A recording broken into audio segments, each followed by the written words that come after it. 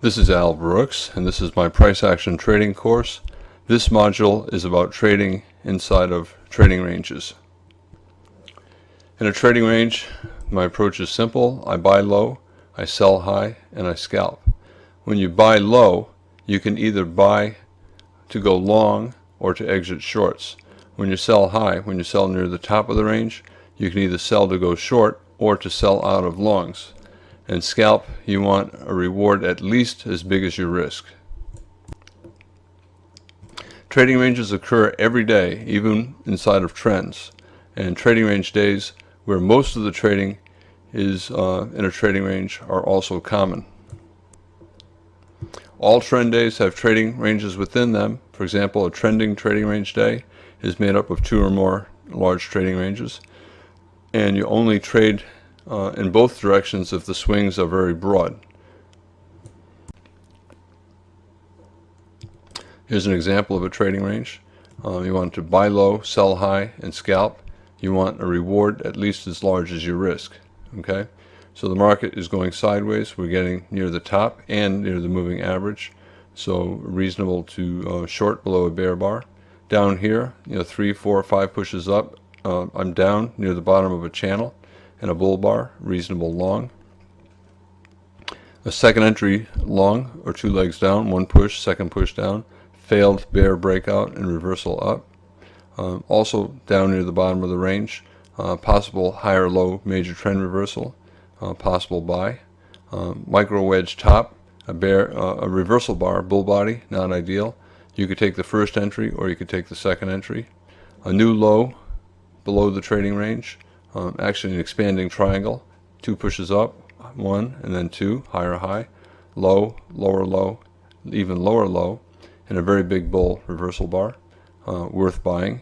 And you can see what happens even with a very strong bull spike. The market still turns down sharply. Trading ranges are always trying to break out. Strong bull bar, it failed.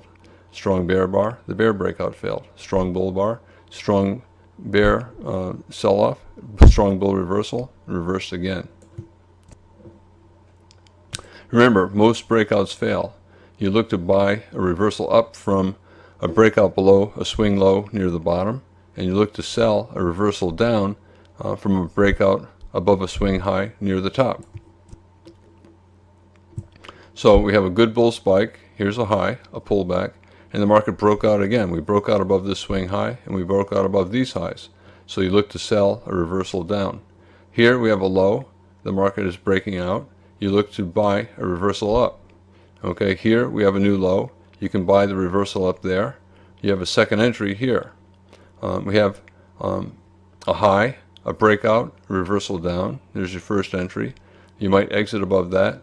Here's the second entry short. Here we have a swing low. The market broke below it. You could buy here, or you could buy a second entry here. You should look for clues early on that the day might be a trading range day. Yesterday, into the close, we had a tight trading range, lots of reversals, lots of big bars.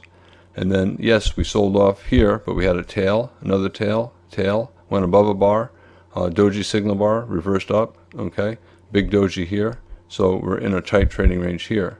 And that could be a clue that today would be a trading range, especially since yesterday was a trading range day. So yesterday was a trading range day, had intense two-sided trading into the close, and now we're getting pretty intense two-sided trading early on. So today could be a trading range day.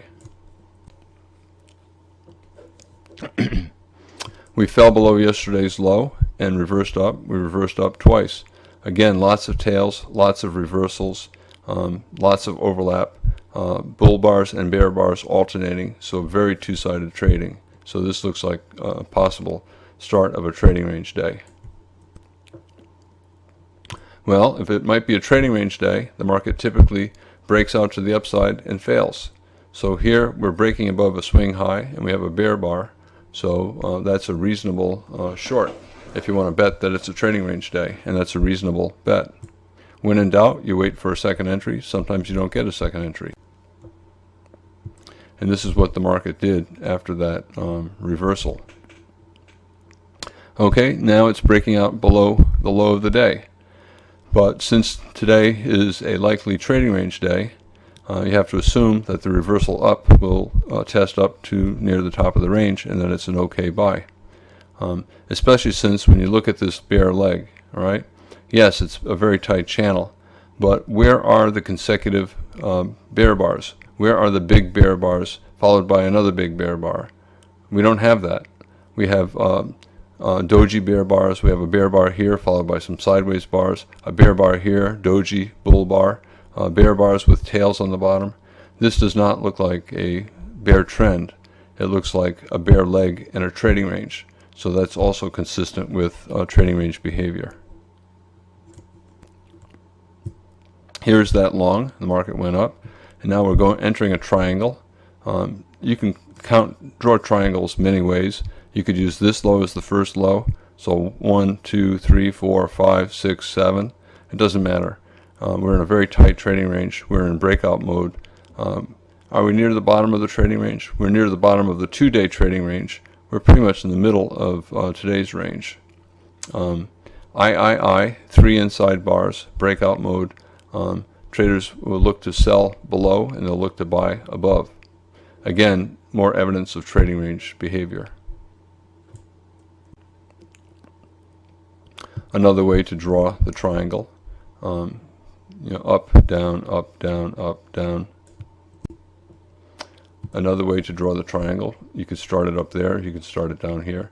It doesn't matter how you draw it, you just need to know that the market is in a very tight trading range and in breakout mode. Okay, the triangle broke to the upside. Traders might have bought above this inside bar. We have an III, 3 inside bars. They might have bought above this bar, they might have bought above this bar. And we have a strong bull spike, but right, trading ranges often race to the top and race to the bottom. So if you think this is a trading range day, we have a new high and a reversal. It is reasonable to sell on a stop 1 tick below that low.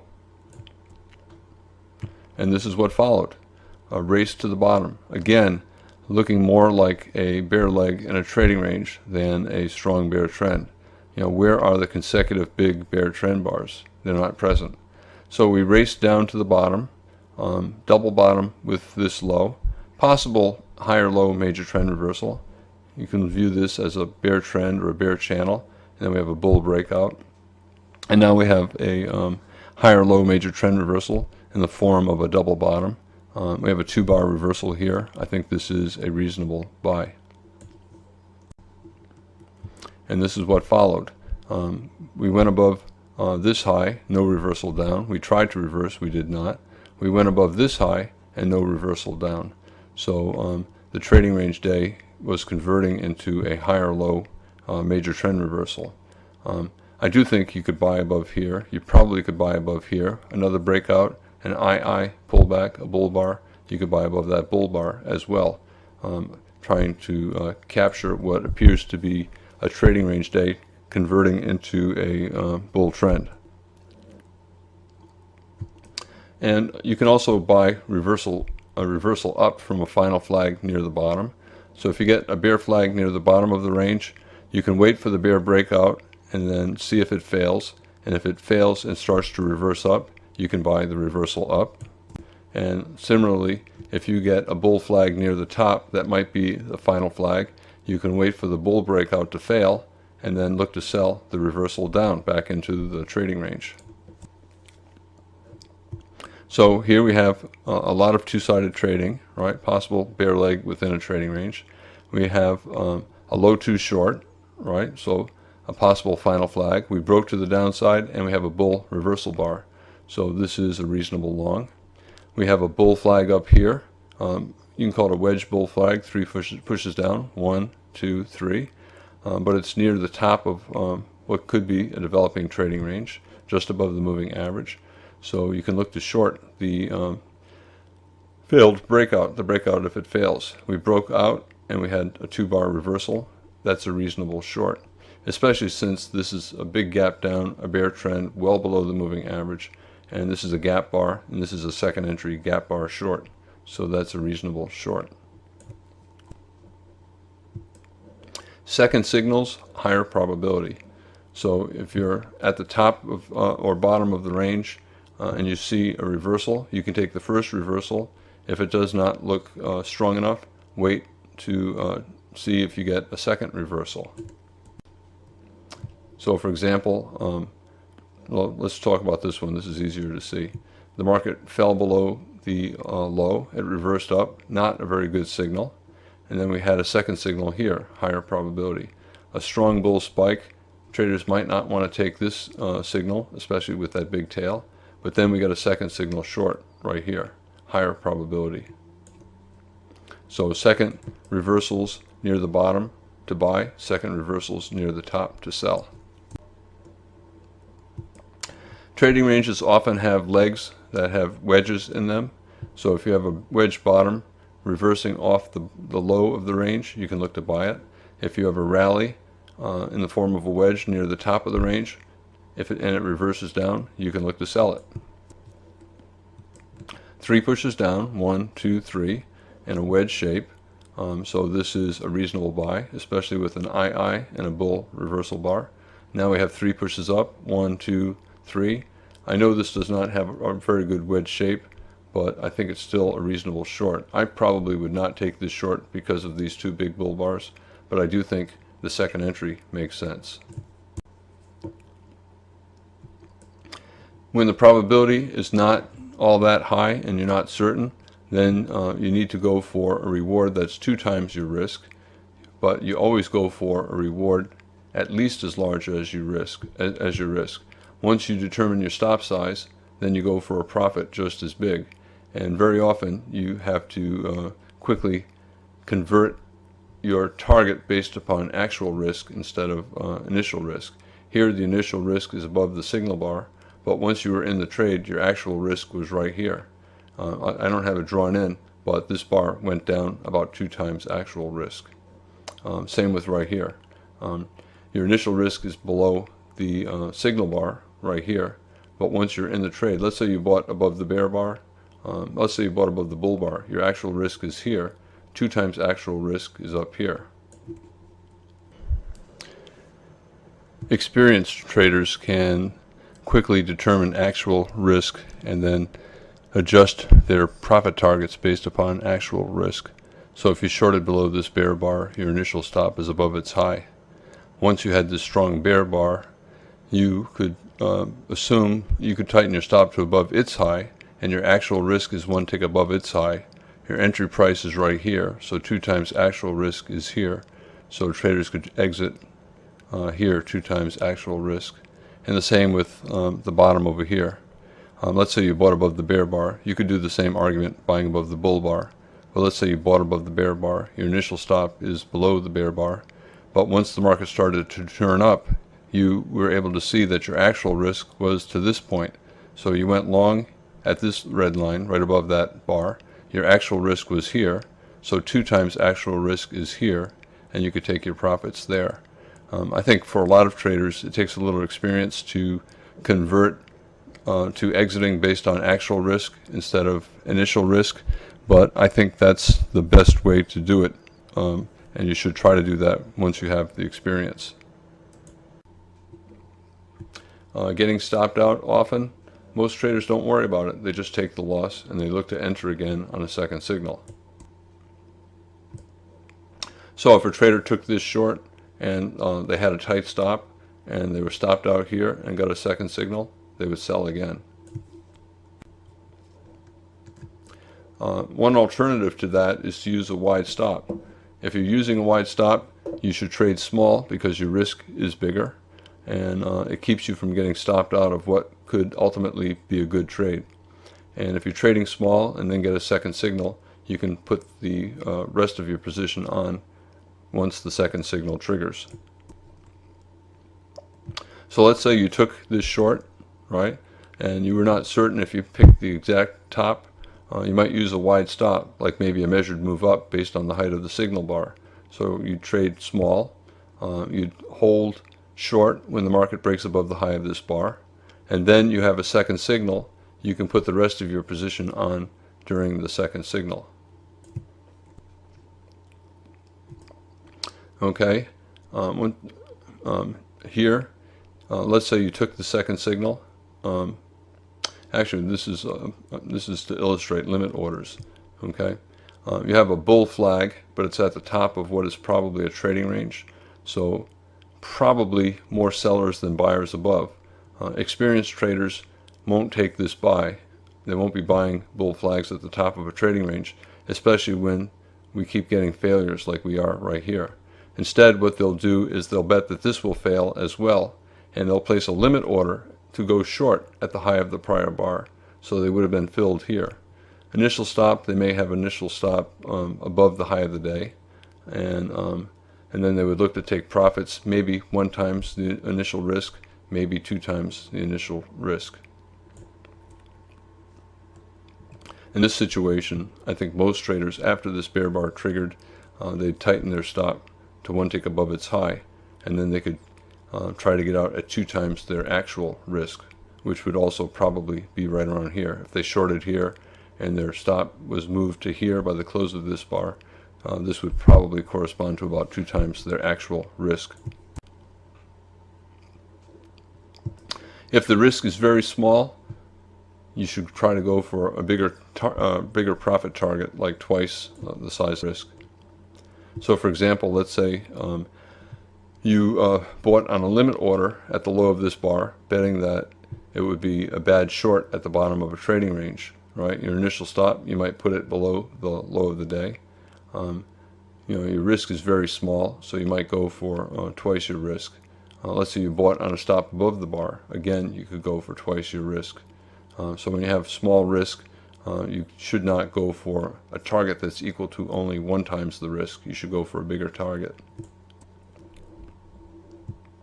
Tight trading ranges, let's say the distance between the bottom and the top of the range is very small, so the range is very tight, and the market has lots of reversals, reversing every bar or 2, and the breakouts above the high of the prior bar are only 2 or 3 ticks. The breakouts below the low of the prior bar are only 2 or 3 ticks. Tight trading ranges, they trump every reason that you can come up with for entering on a stop. Stop entries are losers in tight trading ranges. So beginners, when they see the market entering a tight trading range, I used to refer to those as barbed wire patterns.